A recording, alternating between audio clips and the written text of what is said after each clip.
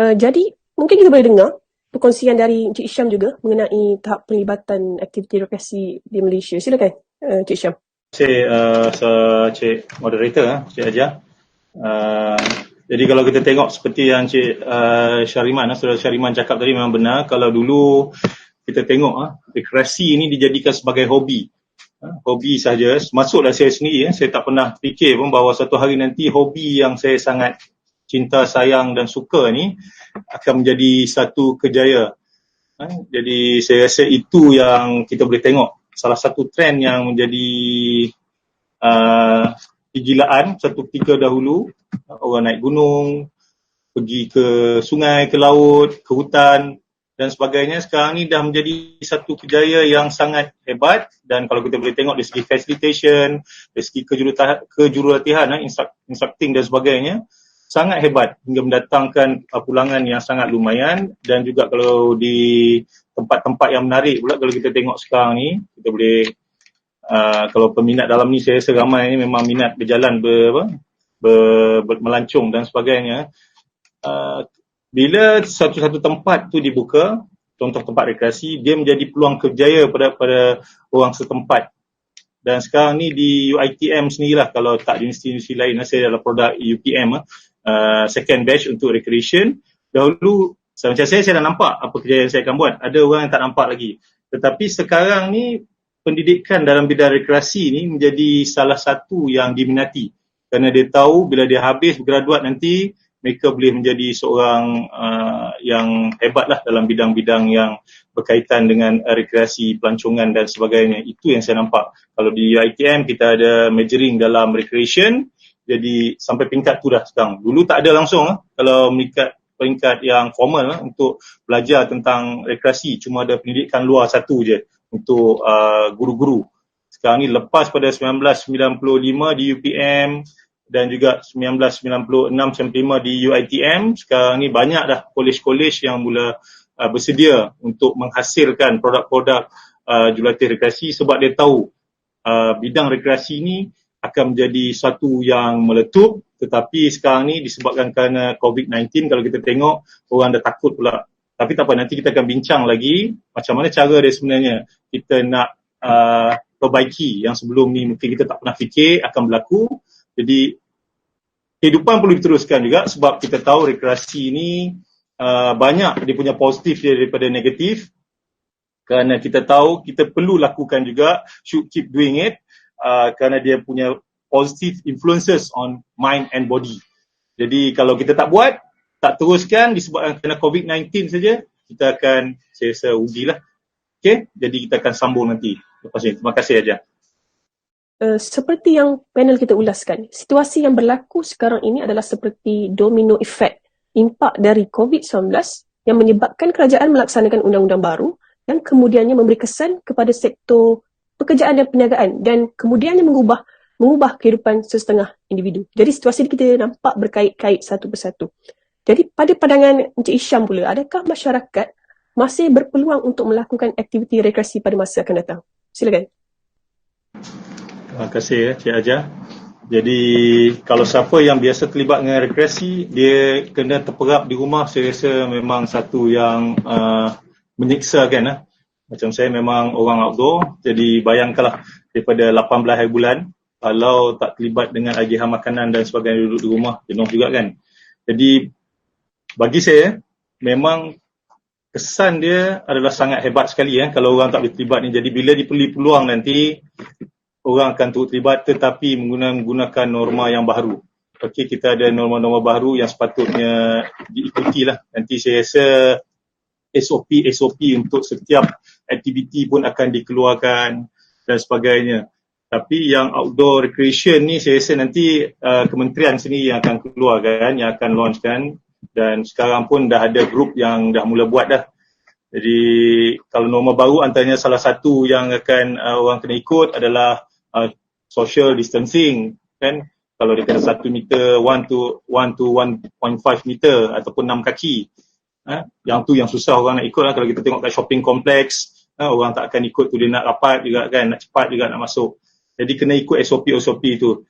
Jadi dan seterusnya banyak-banyak juga aktiviti yang kita tak boleh buat. Contohnya yang saya nampak seterusnya akan datang playground, yang mana yang komunitinya playgrounds, orang tak akan dapat buat aktiviti tu untuk dalam masa dekat ni sebab kita tak tahu siapa yang menggunakan tu. Outdoor gym, indoor gym pun sebenarnya berisiko juga kalau diikutkan selain pada outdoor gyms.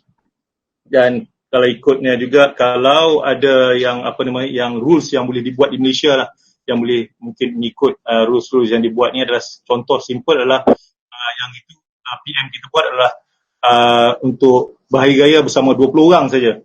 Jadi sekarang ni untuk rekreasi kita buat 10 person rules contohnya, 10 orang je. Jadi kalau anda nak berrekreasi boleh, tapi bukan yang dalam grup yang ramai seperti sebelum ni kita camping sampai 50 orang, 60 orang dan sebagainya.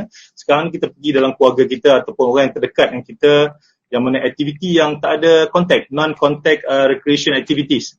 Contoh macam kita pergi untuk hiking, okay, boleh, tak ada masalah bagi saya. Kalau dibenarkan oleh Jabatan Hutan lah, Pilitan benarkan esok kat Taman Negara dan sebagainya, okey, tapi tak boleh ramai-ramai yang terlibat. Tak boleh kita bawa package sampai beramai-ramai lagi lah.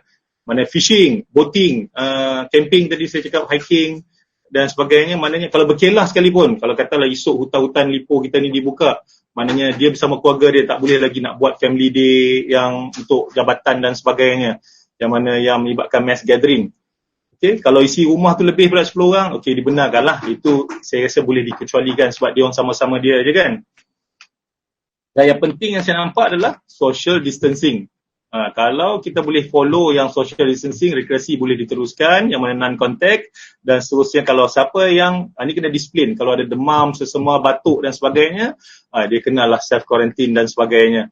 Kalau dia sendiri pun keluar join dengan orang untuk aktiviti dan sebagainya, menyebabkan kawasan tu mungkin daripada yang hijau, dan lepas tu kalau lah ada detect kata dia pergi, dah jadi zon merah dan seterusnya, tak boleh orang lain terlibat. Jadi itu adalah salah satu yang saya rasa bagusnya bila ada COVID-19 ni, mana kita kena belajar untuk ikut arahan lah, patuh pada arahan yang memang susah juga kita nak ikut kan.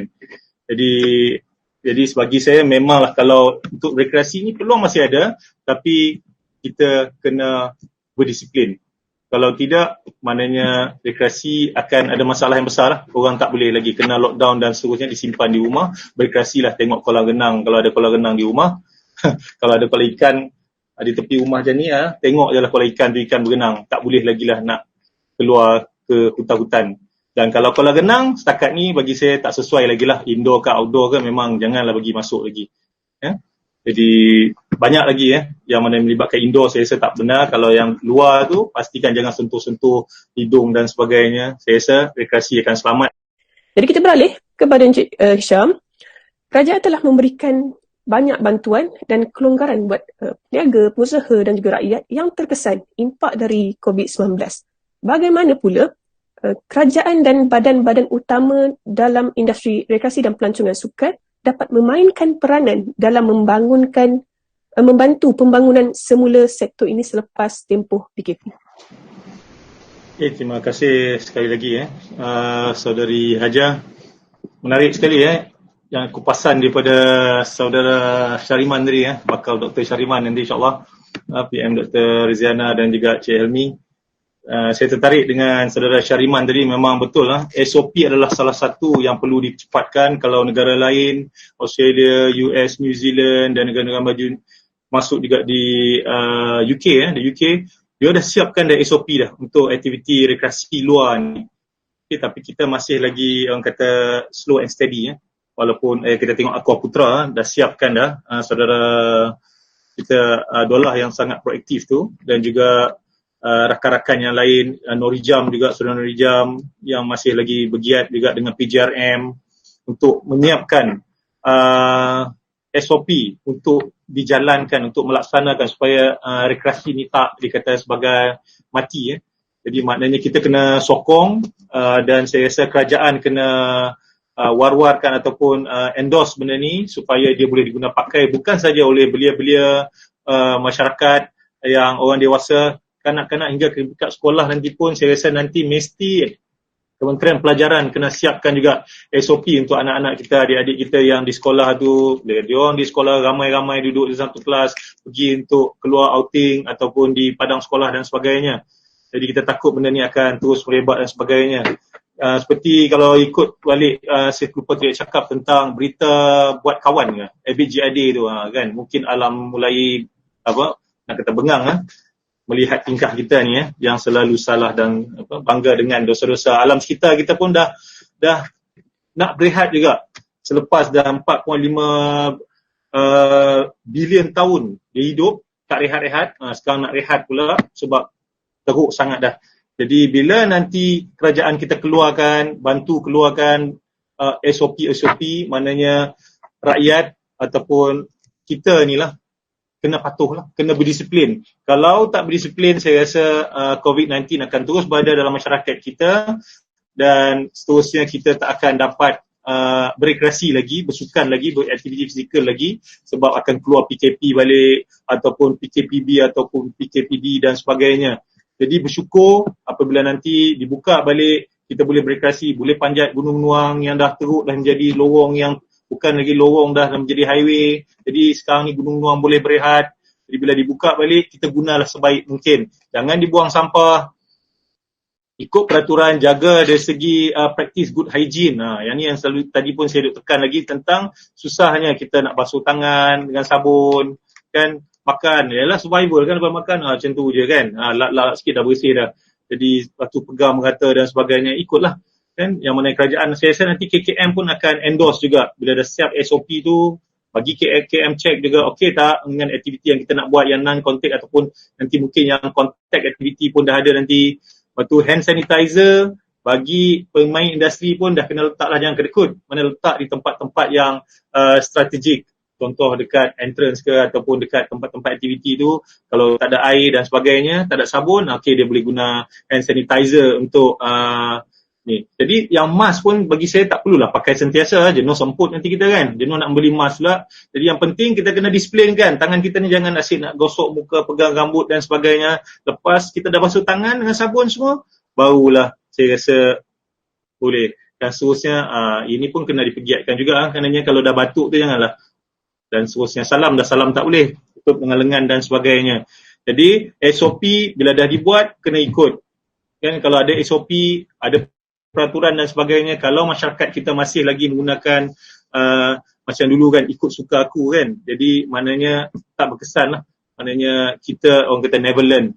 Kita dah berkampung, duduk di rumah begitu lama, takkanlah kita nak duduk bertahun-tahun lagi di rumah dan mengembang di rumah kan. Tak boleh berekreasi, tak boleh panjat gunung, tak boleh berenang, tak boleh, dan semua tak boleh kan. Jadi saya rasa esok bila dah ada SOP yang kerajaan dah buat, NGOs dah buat, badan-badan sukan, rekreasi dan sebagainya dah buat, siapa yang terlibat dengan aktiviti tu kenalah ikut kan. Kalau dah tak ikut, kita akan terima akibat yang mungkin lebih dahsyat, maha dahsyat lagi. Okey, terima kasih banyak-banyak atas peluang yang diberi. Okey, terima kasih moderator, terima kasih semua.